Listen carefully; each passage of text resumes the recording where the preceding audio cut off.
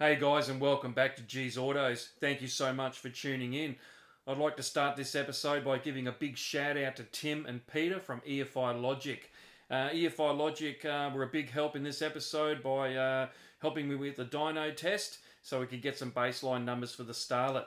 Now, EFI Logic not only handle all your everyday vehicle repairs and maintenance, these guys specialise in performance engines for street, strip and track.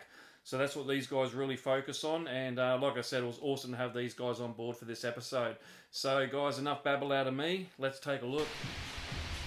So Tim, just a couple of questions. What have you got hooked up here under here at the moment? You've got is it the manifold pressure? Mate, it is, yes. So yep. We can watch that throughout the run. We can then see if there's a restriction between the inlet valve and the atmosphere, basically, so we know where we need to go as far as the inlet side of the engine goes. Okay, and you've also plugged into the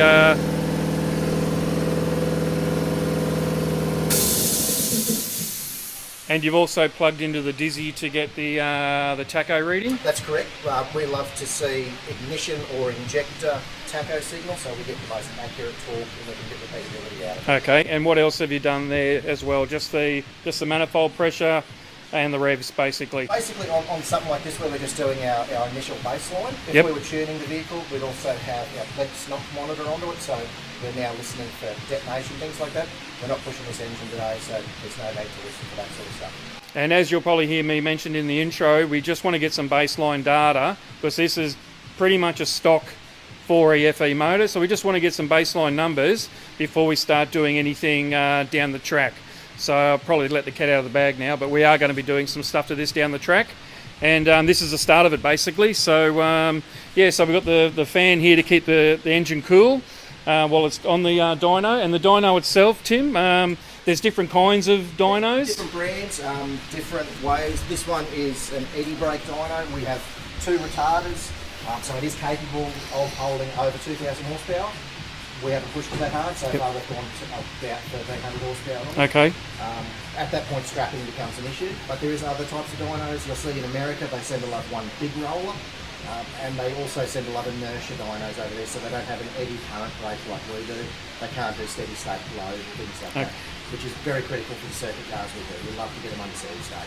Okay, so what does that mean in layman's terms? Basically, for someone like me who knows nothing about dynos, what kind of difference does that make to when you're actually looking at data on a car and tuning? Basically, I can hold the car at whatever road speed or RPM I choose. So if I say I need to hold it at 2,000 RPM, I can then go to wide open throttle, things like that. The car will not accelerate above 2,000 RPM.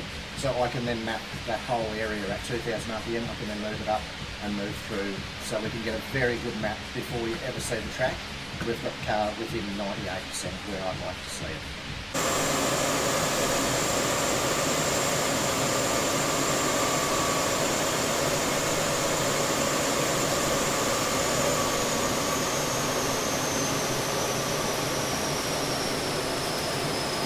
If I saw you in the car, you were mucking around on a laptop there or something? Just with our Bluetooth keyboard back over to our dyno computer. Yep. I just wanted to make sure we looked at everything at 60 kilometres an hour. Your speedo's spot on, which is excellent. That's good for you to know. What I've done now is I've seen what RPM we were doing at 60 kilometres an hour. That's where we'll start our ramp run. What I've also done, Dyno Dynamics were the first ones to ever come up with it. It's called shootout mode. What that does is a lot of dynos have a correction factor, so if the weather's a little bit out, different ramp rates, things like that. Because we're going to be doing so much to this car over the coming months, years, what I've done is we've locked it in shootout mode. So that now locks out the weather, that sets our ramp rate, so that now is what I like to do in our final run whenever I run a car, and I can guarantee if it goes onto another Dyno Dynamics dyno anywhere in Australia, regardless of where the altitude is, it will be within 8 horsepower of what we're running here today. So it works out awesome for when we're doing back-to-back testing.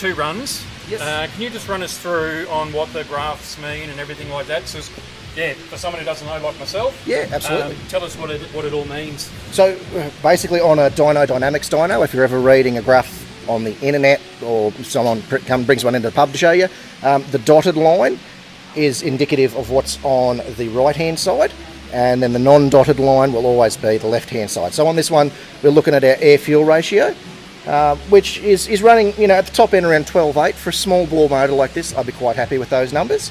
The one that we were discussing though that I'm not happy with is our manifold gauge vacuum. Basically I'm old school, so I look at it in inches of mercury. A lot of other guys would look at it in kPa.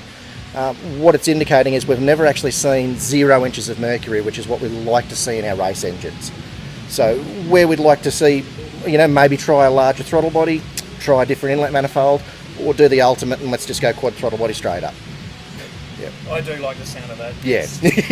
So, yeah, like we said, this is the first start because we are looking at doing some changes to the car over the next 12 months. So this is the very start just to see what it's doing and how we can make it better based on that data. So absolutely. Pretty awesome. So Tim, just want to say thank you very much. Thank you for all your help today, mate. I do appreciate it. Very excited to be part of the project, mate. Thanks, mate. Do Loving appreciate the it. 90s Toyotas, mate, they're all good, aren't they? That's it. So thanks, guys, for watching, and stay tuned as we will be making some changes to the car. Thanks, guys. See ya.